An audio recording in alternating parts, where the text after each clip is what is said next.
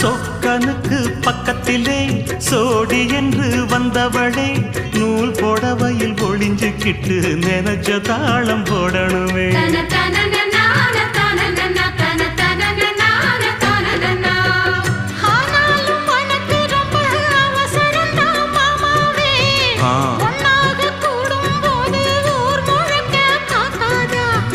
பார்த்தாலும் தவறு இல்ல பனியுறங்கும் ரோசாவே உன்னால சொத்த வச்ச மூக்குலதான் வைக்காத